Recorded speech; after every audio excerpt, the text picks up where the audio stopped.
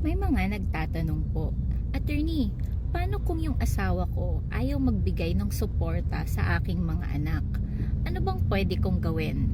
Magandang araw po. Ako po si Attorney Kat Distor Ginigundo of Calleja Law Office. Kung ang asawa niyo po ay hindi nagbibigay ng suporta sa inyong mga anak, dalawa po ang pwede ninyong gawin. Una ay maaari po kayong mag-file ng petition for support laban sa inyong asawa.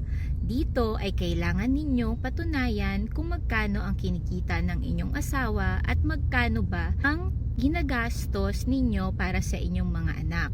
Tandaan po na i-consider ng korte ang income at kung magkano ba ang actual expenses ng mga bata.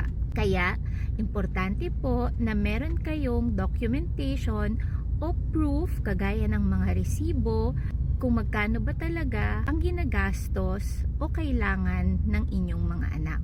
Pangalawa, maaari rin po kayong mag-file ng criminal complaint for vowsy kung may unjustified refusal o hindi makaturungan ang pagtanggi ng inyong asawa sa pagbibigay ng sustento o suporta.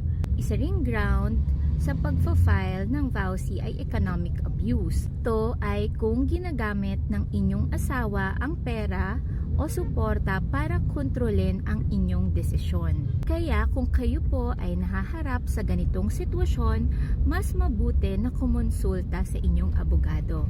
Tandaan, ang inyong katanungan ay may katarungan.